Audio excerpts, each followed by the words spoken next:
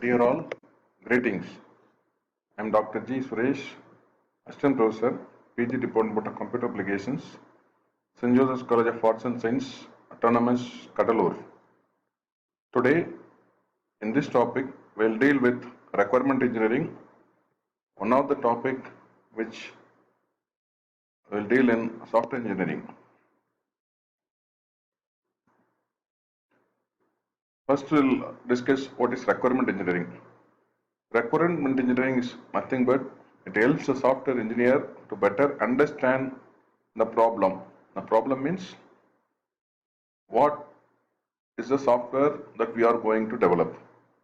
The requirement engineering is done with the software engineer and all the stakeholders. Stakeholders are nothing but the managers, customers, and end users. They all participate in the requirement engineering activity. The purpose of requirement engineering. It deals with the business impact of the software, what the customer wants, and how the end user react with the software. In this topic, we'll restrict only to requirement engineering task. The requirement engineering forms the base for the design and construction activity.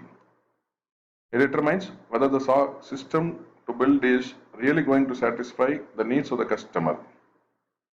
The requirement engineering process is accomplished through the execution of 7 distinct discrete functions, namely inception, elicitation, elaboration, specification, validation, requirement management, and negotiation. First, we'll discuss what is inception. Inception process initiates the requirement engineering task by asking many context-free questions to the stakeholders. Stakeholders are the persons who are directly or indirectly benefited by the software which you are going to build. Maybe the business manager, product manager, system analyst, end user or customer. The people who are directly or indirectly involved in the project are called the stakeholders.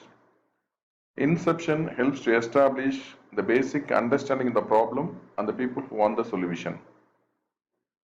Here, the primary communication between the customer and the developer is established. The next phase in requirement engineering task is elicitation phase. Elicitation phase asks the customers, users, and others about what will be the objective of the system. In elicitation phase only, the objective of the system is defined. Elicitation phase is mainly used to define the objective of the system which we are going to build. Elicitation generally addresses the following issues. The first one is the problem of scope.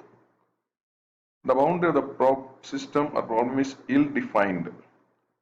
That is, the scope of the project or the system is not properly defined. Next is the problem of understanding. The user or customer are not completely sure about what the problem domain is.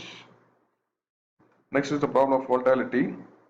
Volatility is nothing but dynamic, that is, the requirements change over time. That is, very often the requirements of the customers or other stakeholders change. Here our task is to manage the changing requirement. To overcome these difficulties, the requirement engineering must be done in an organized manner. Like software engineering, the requirement gathering also should be done in an engineering fashion. So only this phase is very important. That's why it is called as requirement engineering. The next phase or task in the requirement engineering is the elaboration.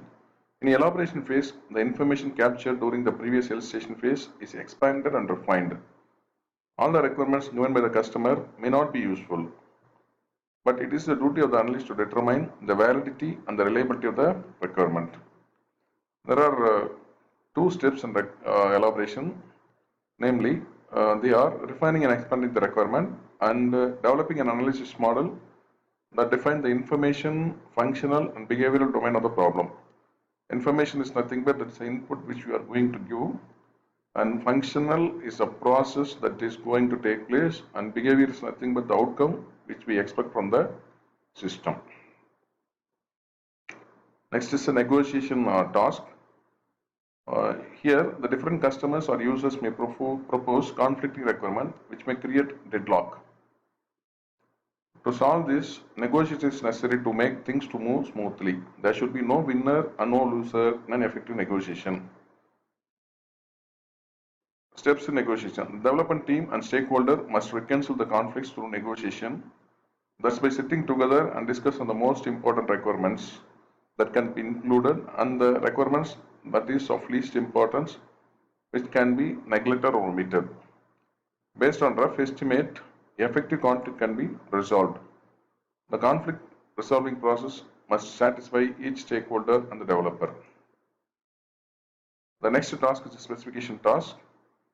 It is the final work product produced by the requirement engineering.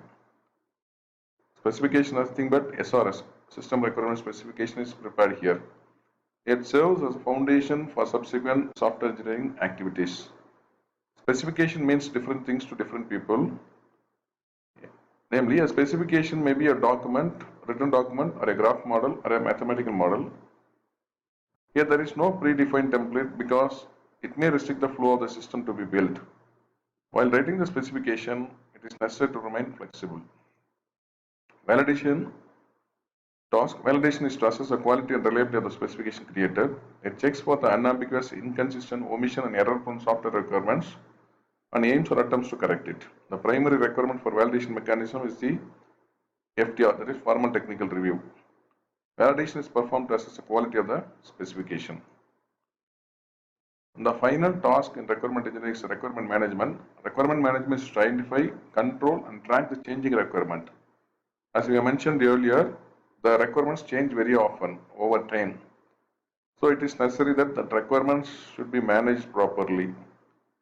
The changing requirements can be managed with the help of a traceability table. The traceability table is created after identifying the requirement. This is one example of the traceability table. The requirements are in the rows and the specific aspect of the requirements are in columns. So these are the changing aspects for requirement. This is the requirement 1, these are the changing requirements. So an entry is made when a specific aspect has been changed in requirement 1 or 2 or to n and up to I. This is a way how the changing requirements can be managed. Thank you.